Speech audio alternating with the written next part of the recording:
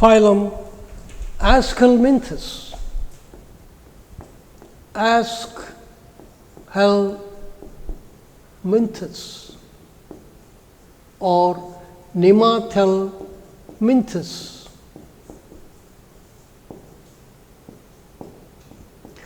Just as Platyhelminthes were called popularly flatworms, these are popularly known as roundworms.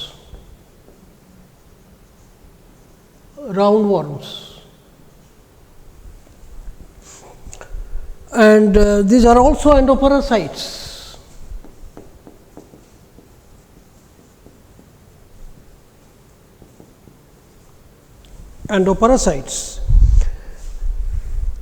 They are triploblastic, that means they have 3 layers. Now, till now we are talking of 2 layers in the body wall. Now, another 3rd layer makes its appearance in between the 2, that is outer ectoderm, inner endoderm, and in between there is another layer called mesoderm. So, the body wall becomes triploblastic.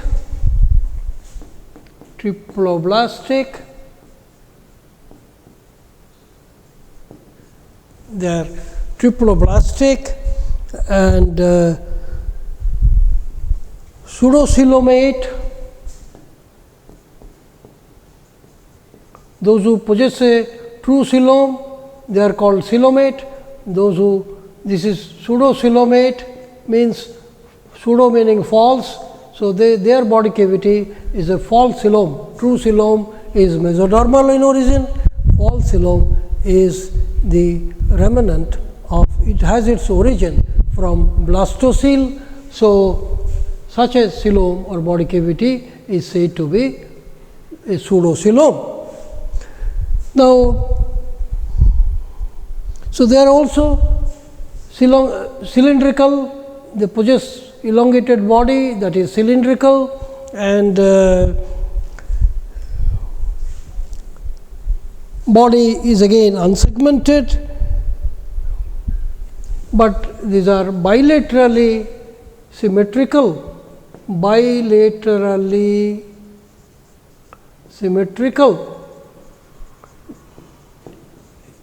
Remember, sponges were asymmetrical, cylinderates were radially symmetrical, ctenophora were biradially symmetrical.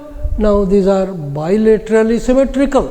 In bilateral symmetry, there is only, we are also bilaterally symmetrical, and in this kind of arrangement, there is only one plane of division, antero-posterior, that divides the body into 2 lateral halves. So, such a symmetry, such an arrangement is called bilateral symmetry, and these are bilaterally symmetrical. Anterior end shows some cephalization, that means formation of a head, and if you look at the bodies of the sexes are separate here. Say one typical example is Ascaris. You must have heard of this Ascaris lumbricoides, that is called, that is a popular roundworm that is known as threadworm, and that lives in the alimentary canal of man as an endoparasite. So, in this Ascaris lumbricoides, if you draw the diagram,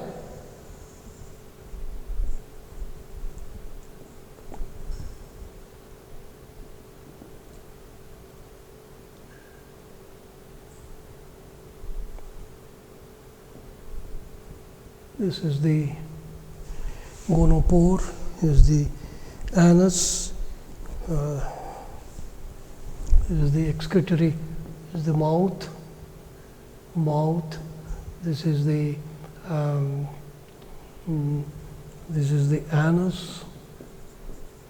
So, this is the female Ascaris, whereas the male Ascaris, if you look at, is shorter in length, and the posterior end is curved. This is the curved posterior end, curved posterior end. These are a pair of spicules. So, this is the common opening of the alimentary canal as well as the reproductive system. These spicules help in transferring the sperms from the body of the male. This is a male specimen, this is a female specimen. Females are longer, males are shorter in case of the threadworm, and is the excretory pore.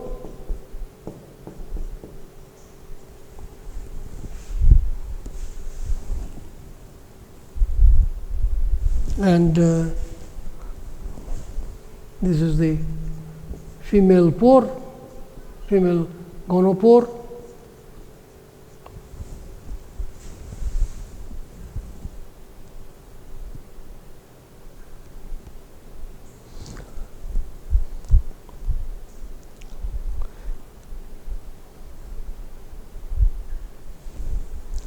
And what kind of body plan they show? They show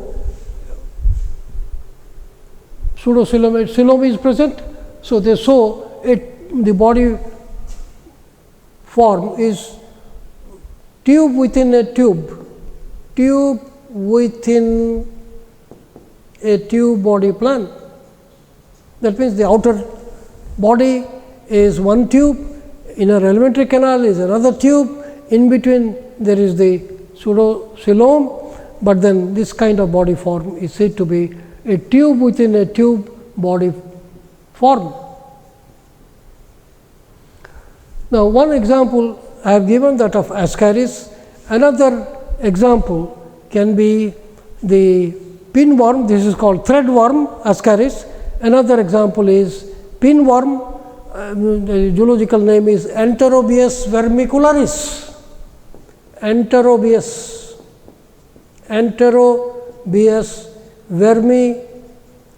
vermicularis, Enterobius vermicularis, or pinworm, generally found in children. This pinworm. Another familiar and very dangerous nematode is, or nematode mint, is the Wuchereria bancrofti or filarial worm. Filarial worm, Wuchereria bancrofti.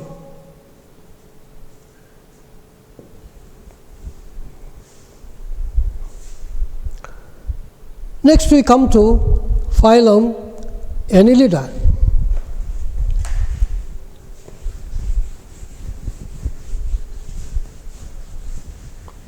Sixth is phylum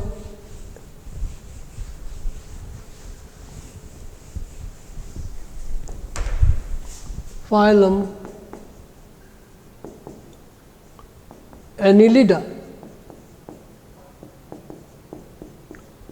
Typical example is earthworm. You must have seen the body of the earthworm. Earthworm is commonly found in the moist soil and is considered a friend of the farmer.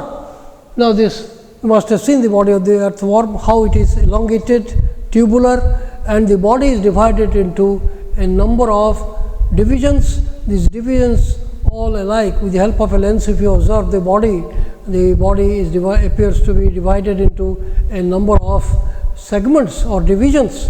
So, such a kind of division is called homonymous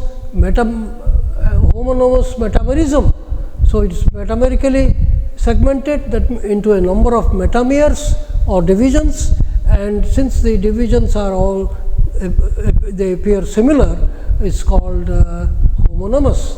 So, typical example is this earthworm. They are again triploblastic, bilaterally symmetrical. They show a tube within a tube body plan, but they are truly coelomate. Truly coelomate.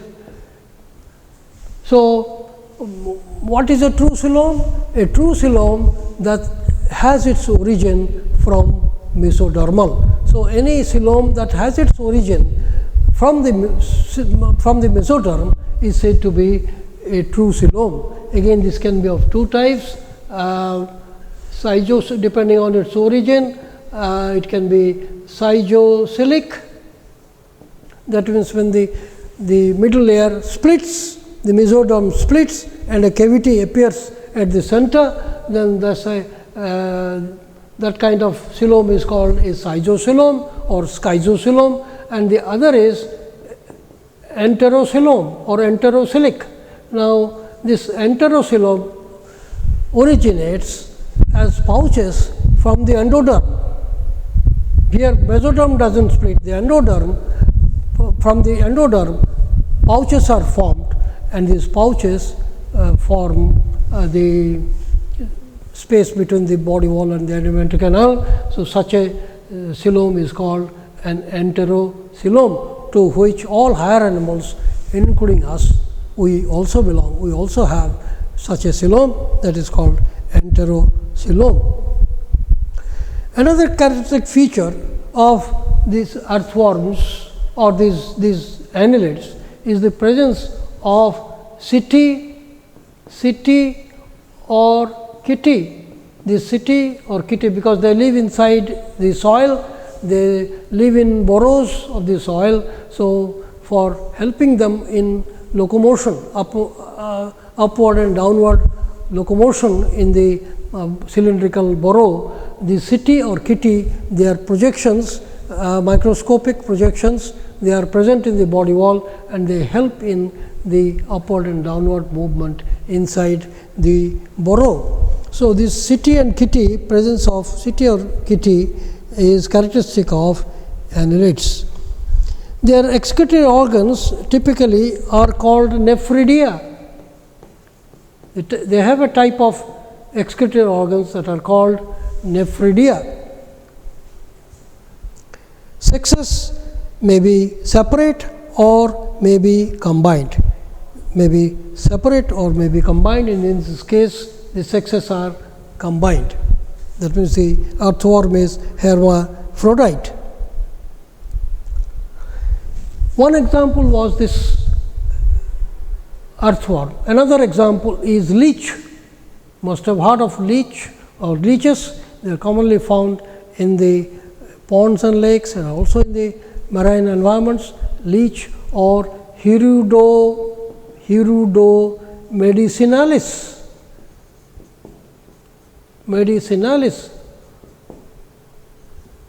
Earthworm was called Ferritima posthuma. So, another example of annelids is this leech, is called Hirudo medicinalis. Now, these leeches, since they are ectoparasites, they possess suckers for attachment and for sucking blood. Remember, these leeches depend upon the blood of mammals like man or cattle who go to the ponds for drinking water and or for bathing purpose, and these leeches will be there in the same water, which will stick to the body so tightly that it will be very difficult to, great force is required to pull them out from the body of the host. And for attachment of the body of leech to the body of the host, we have again these suckers. An anterior sucker is or oral sucker and a posterior sucker are present. Suckers, two suckers, one at the entry end, one at the posterior end, to help in the ectoparasitic life. Next we come to phylum Arthropoda. Phylum number 7 is phylum Arthropoda. Phylum Arthropoda. The phylum Arthropoda is the largest phylum in the animal kingdom. there are more number of arthropods than all other animals put together. If you separate all other members into one group and arthropods into another, still the arthropods will be vastly outnumbering the other group, Arthropoda. And the name Arthropoda, name of the phylum, is taken from the Greek arthros, meaning joint, arthros meaning jointed, and poda referring to podos meaning foot. That means they have many legs, many appendages in the body, and each of these appendages is formed of several joints. And they are again triploblastic, bilaterally symmetrical, metamerically segmented like the earthworm, but not exactly like the earthworm, because in the earthworm it was homonymous, here it is heteronomous. So, though it shows segmentation is heteronomous. And another important feature is the presence in the body of an external covering that is formed of chitin. So, a chitinous external covering or chitinous exoskeleton is present in the body outside. Remember, one example I will cite, then immediately you will understand. Say prawn, you must have seen how the body of the prawn has an external covering, outer covering formed of chitin, which we remove before we fry it or make into a curry. So, this chitinous exoskeleton, many jointed appendages. So, many jointed appendages, must have, you imagine the body of the prawn, how the prawn has anteroposteriorly a number of appendages, and these appendages perform different functions, not just for locomotion, and each one of them has several joints. So, many jointed appendages. Another important is the presence of compound eyes. At the entry end of the body, a pair of eyes are present. They are called compound eyes, because each one of them is formed of many omatidia, which are their individual units. Omatidia are the individual units. So, each compound eye is formed of many or a large number of omatidia. Each one of them is capable of forming an image. So, the compound eye, so the eyes are called, such eyes are called compound eyes. So, there again the body cavity is a hemocele. Body cavity is a hemocele. That means hemocele is not a true coelom. It's it has its origin from the in the embryo differently. They are not. It's not mesodermal in origin, and it's called hemocele because it takes part in blood circulation. So, it's called a hemocele. Respiratory organs in case of arthropods are either gills, in the case of prawn gills, or in case of fully terrestrial forms trachea, or in case of others like scorpions it is the book lung. So, several types of respiratory, so these are respiratory organs, gills, trachea, book lungs. So, they are present in the body. Sexes are usually separate sexes, males, females.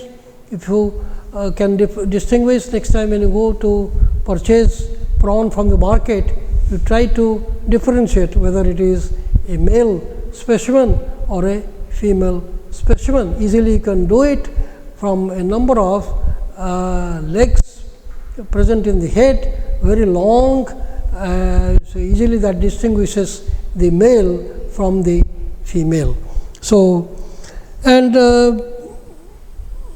examples of arthropoda, the largest phylum, not only is prawn, examples, prawn, another prawn, crabs, oysters, lobsters, insects. Remember, insects belong to class Insecta under this phylum Arthropoda, and just as Arthropoda is the largest phylum, class Insecta is the largest class in the animal kingdom. They are fierce competitors of man. We think that we are the most successful animals on the earth, but the insects think otherwise. They think that they are the most advanced animals on the surface of this earth. Scientists often, once there was a discussion to decide whether which animal is more advanced. Some said it is the human beings, some said it is the insects. So, insects such as the Musca domestica or housefly, that is called Musca, zoologically called Musca domestica, or cockroach, another familiar insect of our bathrooms and our kitchens, that is cockroach. Periplaneta americana,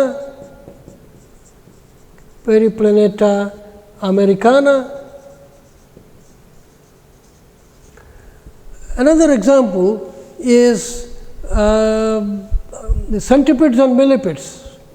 Other examples are centipedes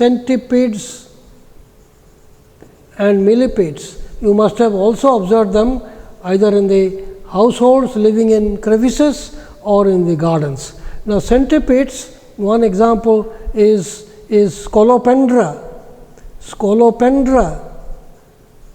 Another example is Cutigera. You must have in Oriya it is called Nunnunia poco, Scutigera and Scolopendra. So, that is also found, these are found in the inside homes or in the pavements.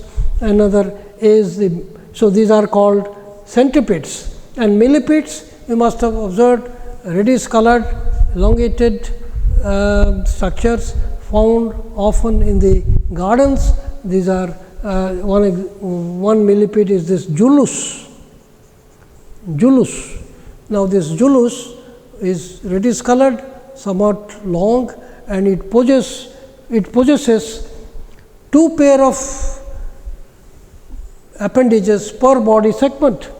So, these are called millipedes, means millions of legs, not exactly 1 million, but because they possess such a large number that these arthropods are called millipedes. Centipedes does not mean 100 legs, millipedes does not mean 1 million legs, but it only refers to the fact that the body contains a large number of legs. So, millipedes and centipedes are often found in our households, in the gardens. So, these are another example is scorpion. Some of you might have suffered from the scorpion bite in some stage of your life. So, the scorpion is another example of arthropods. Butterflies, several beautiful butterflies, grasshoppers,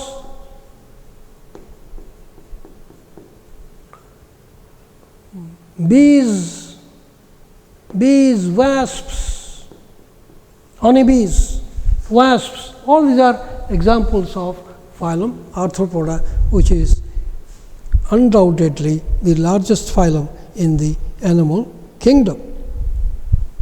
Next we come to phylum Mollusca.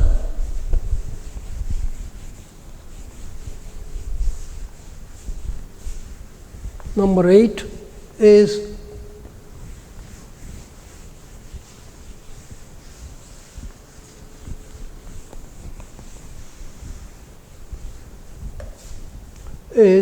phylum Mollusca. From Latin, it has its origin from a Latin word mollis, meaning soft, because these are soft bodied animals, and since the bodies are soft, in order to give protection to the soft body, the body invariably has on its outside a cell. So, in other words, these are celled animals outside the body, because the body is soft. For protection, there is an external cell. Now, this cell may have various shapes. It may be spirally coiled. Imagine a conch. Imagine a apple snail. So, they have a spirally coiled cell. The cell is made up of calcium carbonate. Cell is formed of calcium carbonate, and this cell gives protection to the soft body. It may be spirally coiled. It may be formed of two equal halves. Unio is an example. Oyster is an example of a mollusk which has two cells, and it may be present also. It may be present in a larger number also. Polyplacophora, for example, has a series of 8 small cells, and in some also it may become internal, means external it is absent, externally it is absent, and it may be may become internal. For example, sepia has an internal cell, and even in some the cell may be altogether absent. For example, octopus, most have heard of this. Octopus is a mollusk, is a marine water form, and it possesses a number of tentacles. You must have seen in some film or in some picture the photo of an octopus. Now, this octopus does not have a cell, altogether absent, and the body shows a number of tentacles. Tentacles are provided with a number of suckers. So, with the help of these tentacles and suckers, the octopus can swim about, can move on substratum, it can capture food. So, these tentacles and suckers that are present in the tentacles perform a variety of functions in the body of octopus. So, octopus is an example of a mollusk in which the cell is altogether absent.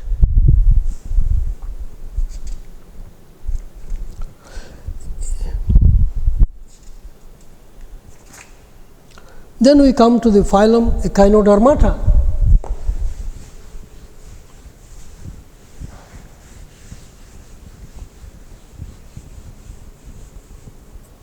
Phylum number 9 is Echinodermata.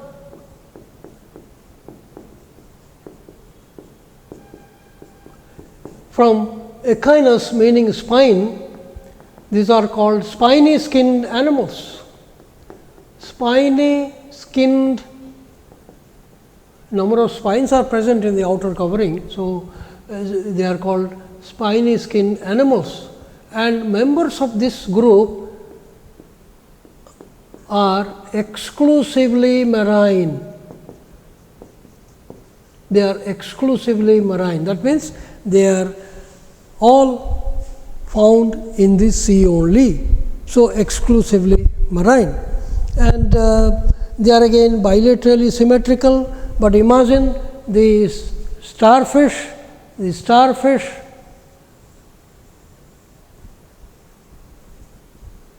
So, this is the starfish. So, starfish. Now, in the starfish, the body is pentaradially symmetrical.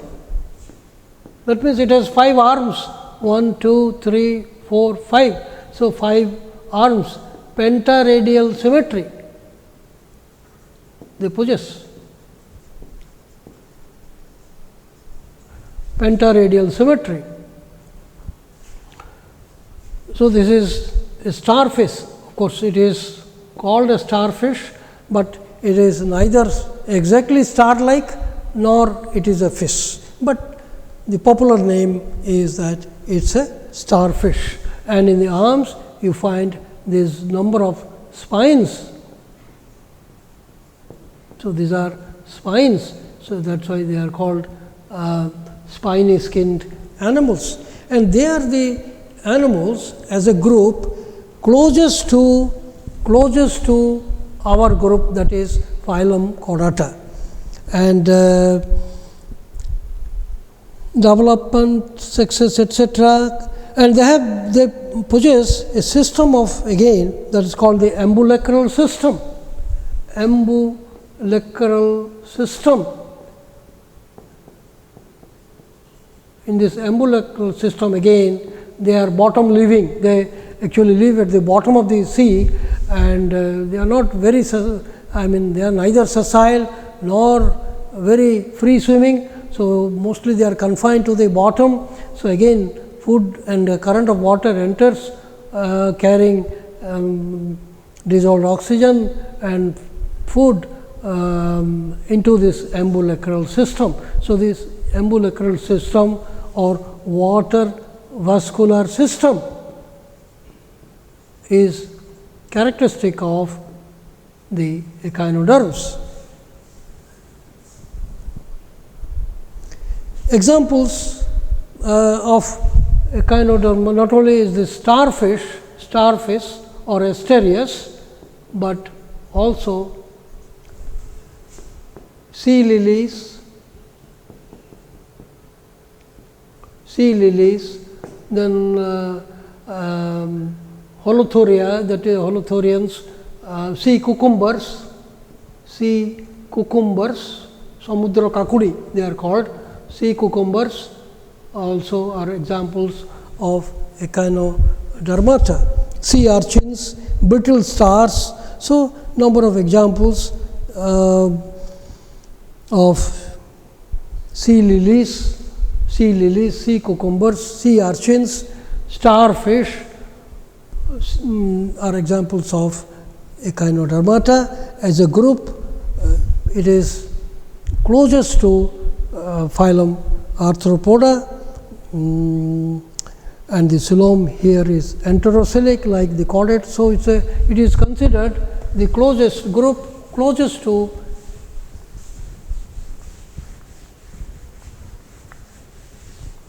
Chordata. Next, we come to a group that is called a small group, that is called Hemichordata. Earlier, it was considered along with the chordates, but now it is separated from chordates and put in a different group. Is called Hemichordata. Hemi means half. Earlier, it was thought that a diverticulum, a projection from the entry end of the alimentary canal, was considered to represent the notochord, but later this was rejected. So, and again the flow of blood is like invertebrates from the posterior to the anterior. So, that is why these are now separated from phylum Chordata, and they are considered a phylum of invertebrates. Now, example of these are Balanoglossus. One example is Balanoglossus.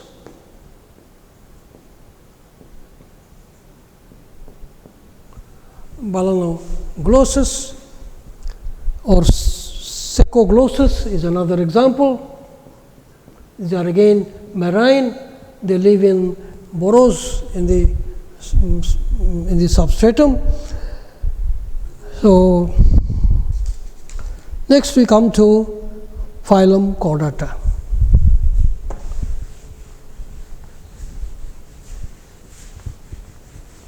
Phylum Chordata.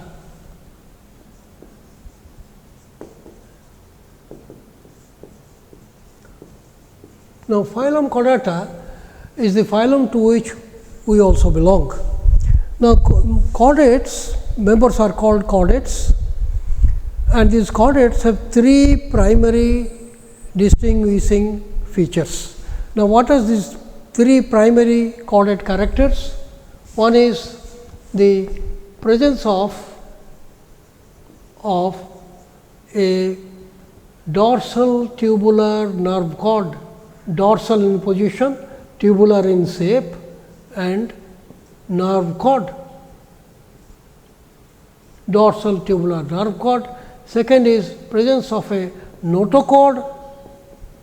Now, this notochord is a stiff rod present at the back to give support. In some it is present as a stiff cord, in others, in higher forms, it is replaced by a regular vertebral column. In our case, we have a vertebral column at the back in order to give support to the body. So, either a notochord or a vertebral column, vertebral column is present in the body to give support. So, presence of and third primary character is the presence of pharyngeal gill slits. Pharyngeal gill slits. Now, remember, pharynx is an anterior part of the alimentary canal, and the pharyngeal wall has a number of openings, and these openings invariably develop gills. So, these are called pharyngeal gill slits. So, at some stage, if not throughout the life of the animal, at some stage of the life, at least one of these three, all the three, if they are present, fine, and if not, at least one of them at some stage, whether in the adult stage or in the larval stage, must be present if it is a chordate. So, phylum Chordata are characterized by these are called three primary chordate characters.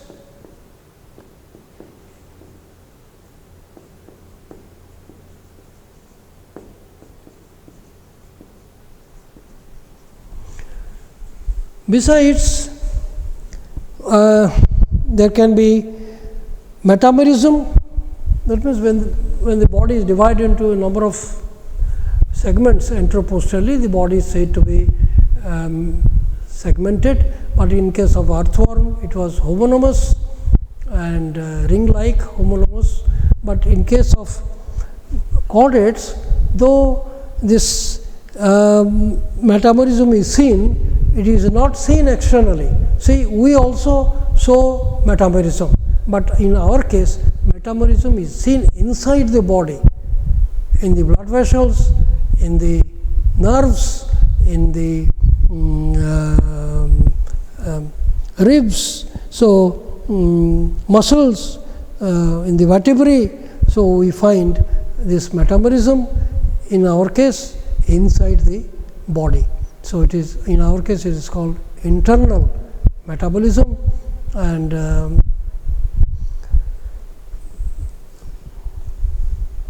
often we find an endoskeleton, external and endoskeleton, external and internal, external or an internal skeletal support is often present in the body. There are also there is a ventral heart. The heart is ventral in position, ventral heart. So, in the ventral blood vessel, a part is swollen to form a heart-like structure or a heart, regular heart. So, it's called, so that heart is ventral in position. And the blood vascular system is of the closed type and open type of blood vascular system. At least you must have heard of. In our case, it's a closed system. Now, in a closed system, blood always flows through a closed system of tubes from the heart via the arteries. In our case, from the heart via the arteries to the different parts of the body, and from the different parts of the body via the veins, blood is brought back to the heart. So, in our case, therefore, the system, blood vascular system, is said to be of the closed type. So, it's a characteristic feature of the chordates. And again, often there is a post-anal tail. Tail region is there beyond the anus. So, it is called a post-anal tail. In lower animals, in invertebrates, the anus is present in the last part of the body. Remember the earthworm, mouth is present at the entry end, the anus is present in the last part of the body. But chordates have a post-anal tail. That means a tail region is present beyond the anus. Anus is therefore not present in the last part of the body in many chordates. Then we come to the classification of chordate. Classification of chordates or phylum Chordata.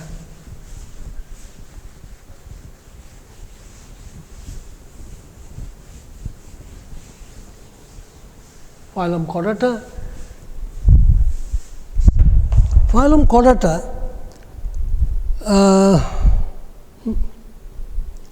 is classified into, first of all, two groups. Group Acraniata, group Acraniata, Acraniata. A meaning the absence of, cranium means the part of the head inside which the brain remains. So, cranium, so absence of a cranium is, that is why it is called Acraniata. Now, in this group Acraniata, there are two subphyla. One is called Urochordata, subphylum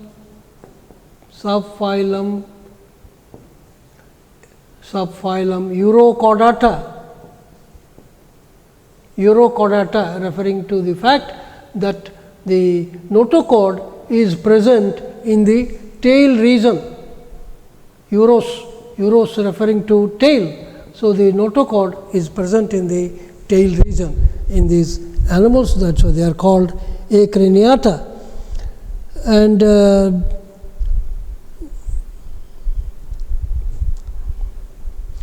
again, this notochord and the nerve cord, they are present only in the embryo, not in the adult. They are snake-like animals and elongated animals, and they possess three main parts. Examples of this Urochordata is Herdmania. Herdmania is one example. Herdmania. Salpa, Doliolum are other examples. Salpa, Doliolum are other examples. Another group is this is subphylum. So, another subphylum is subphylum Cephalochordata. Cephalochordata. This is again a marine group. Example is Amphioxus. It is a small fish-like animal showing the three main chordate characters, and it is marine.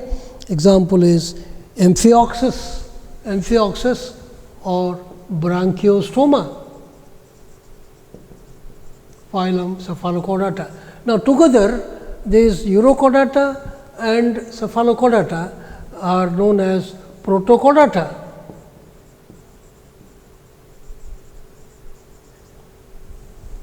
Then we come to group Craniata, Acraniata, then group Craniata.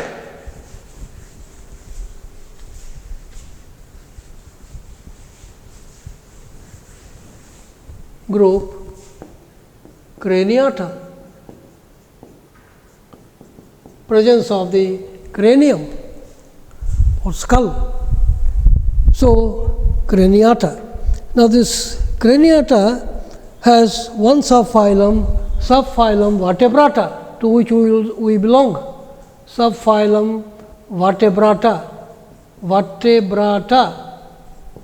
subphylum Vertebrata, characterized by the presence of the vertebral column at the back for support. And this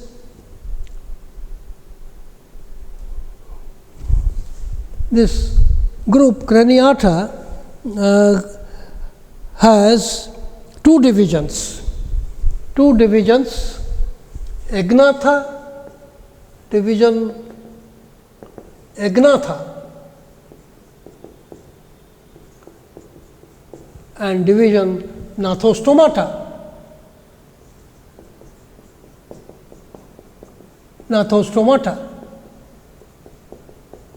Members belonging to Agnatha are characterized by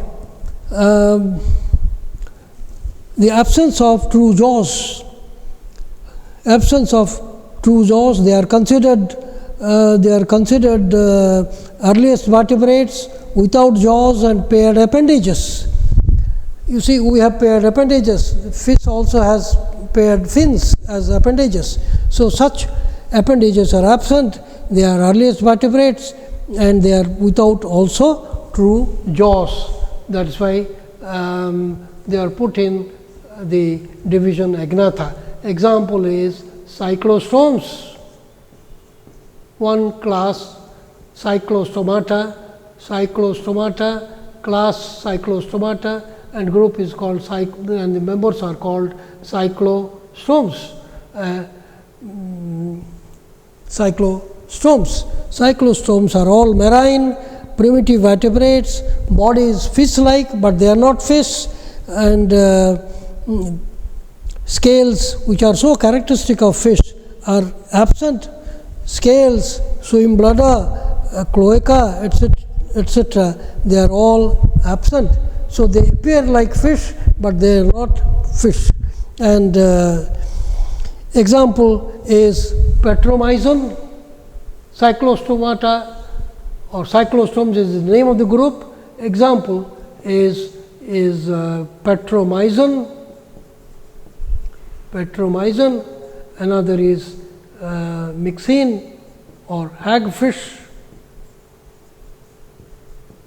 Petromyzon or lamprey it is called. So, these are examples of the Cyclostomata group. Cyclostomata group is a primitive group of vertebrates in the Craniata group. So, division Agnatha.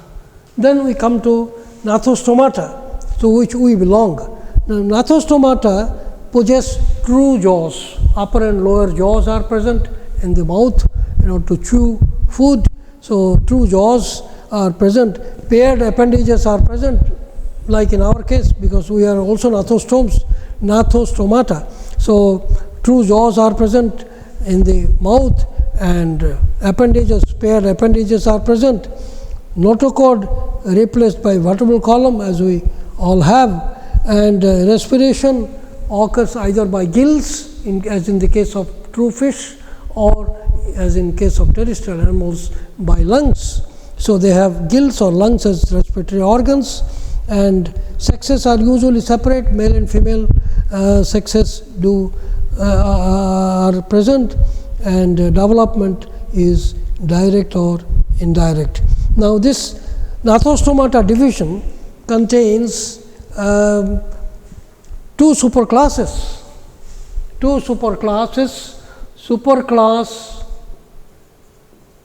Superclass Pisces. Superclass Pisces has two classes, class chondrichthyes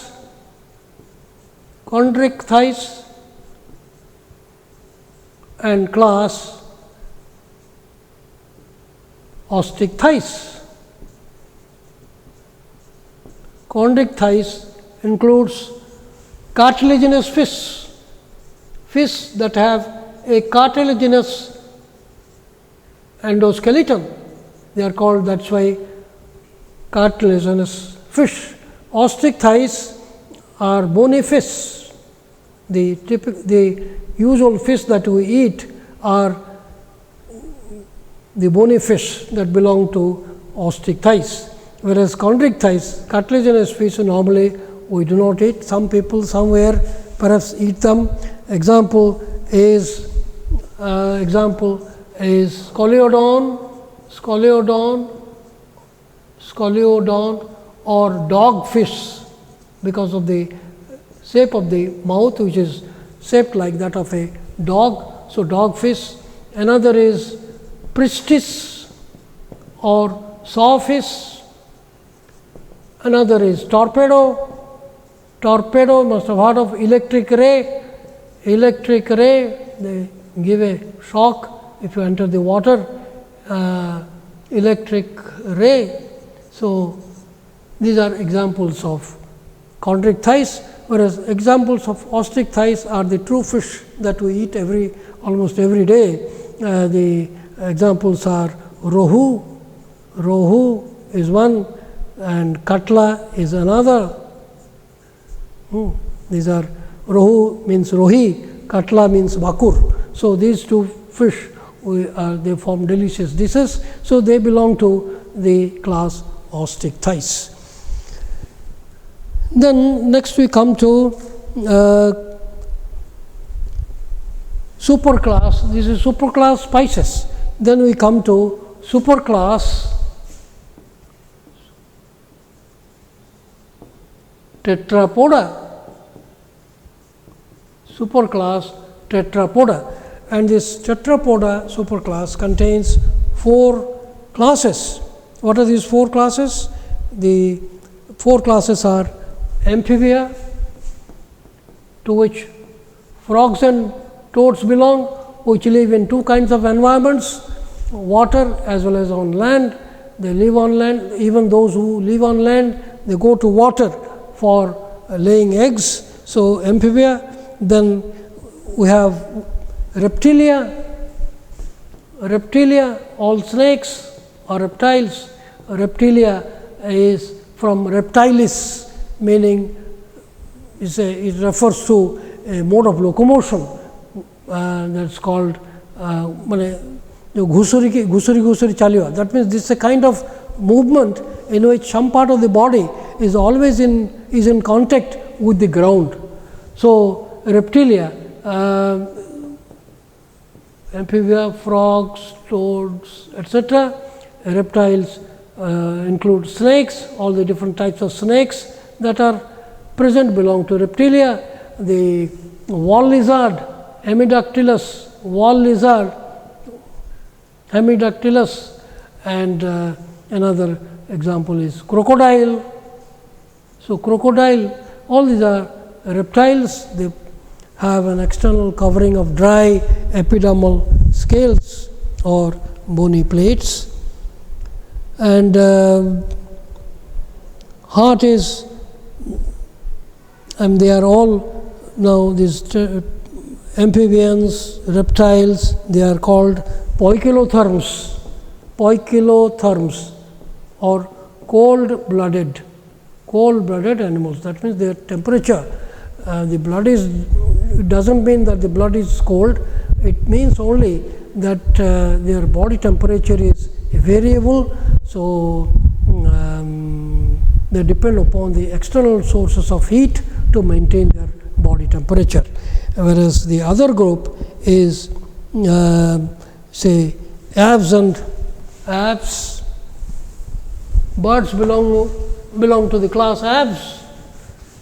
Aves and mammals, they are homeotherms. That means their body temperature is constant. They do not depend upon the external sources of heat. They are called homeotherms. Homeotherms, that means the body temperature remains constant, whatever may be the temperature outside. And in this homeotherm group, these are poikilotherms. And in the homeotherms group are included class aves, to which belong the birds of different kinds. Birds are very familiar animals. They are easily distinguished by the feathers, the wings. Wings are modified first pair of limbs. They have feathers, and they have a beak devoid of teeth. So all these are characteristic, and they have a endoskeleton which is filled with air. So they have, in other words, pneumatic bones. Pneumatic bones means bones are filled with air filled bones, because the purpose is to make the body light so that the bird can fly in the air. So pneumatic bones, feathers, then beak devoid of teeth. So all these are characteristics of class aves. And next, the heart is four chambered. Then we come to class Mammalia. Class Mammalia under phylum Chordata, class Mammalia,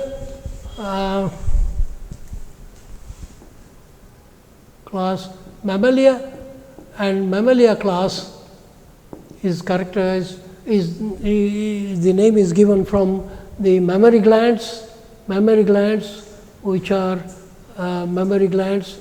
present in the female. They secrete milk for so these are mammals, and they are characterized by not only the presence of mammary glands, but hair. Hair is present, is a mammalian character. Hair is present in different parts of the body. So here, class Mammalia, and they have different types of teeth for mastication. That's why it's called, the dentition is called heterodont dentition. That means when you have several different types of teeth for chewing different kinds of food, the dentition is said to be heterodont. Homodont, if they are all of one type. So mammary glands, and another is viviparity. That means they give birth to live young ones. They give birth to viviparity. The phenomenon is known as live young ones. They give birth to. So viviparity. So this is again a mammalian character. Now this again is formed of two groups. One is called Prototheria. Must have heard of egg-laying mammals. Egg-laying mammals. These are called Prototheria. They are found in Australia, New Zealand, and they are the egg-laying mammals. Egg-laying mammals that lay eggs, normally they are viviparous. They give birth to live young ones. But here is a group, small group though it may be, which is egg-laying or oviparous. And Prototheria, then another group is Metatheria,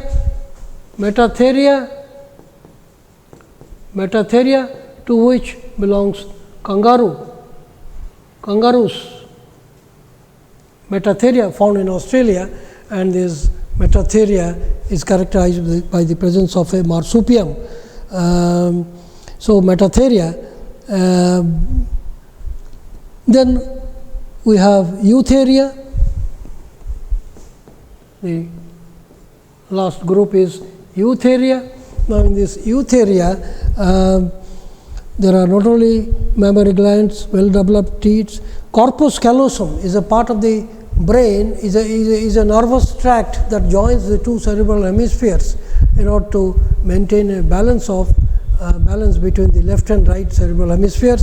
There is a nervous band, nervous connection that is called corpus callosum.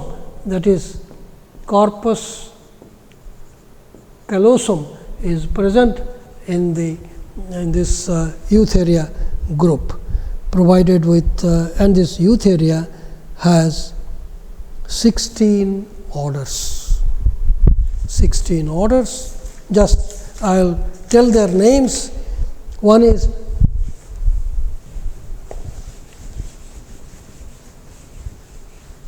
class, that is, this eutheria has 16 orders. 16 orders, eutheria. One is artiodactyla. Artiodactyla. This is 16 orders. So, one is this artiodactyla. Artiodactyla includes cow, sheep, deer, etc., which are all even-toed. So, even-toed mammals like the sheep, the cattle, etc. Carnivora like say lion, tiger, etc., cat, dog, they belong to carnivora. Then cetacea includes whales, chiroptera includes bats, dermoptera flying lemurs, edentata anteaters, hyracoidae rabbit-like small mammals found in Africa. Then logomorpha, rabbit and hares belong to logomorpha.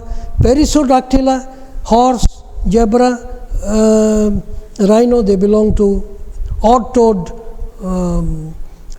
mammals. So, they are Perissodactyla. Pholidota, primates. Then primate is the order to which we belong.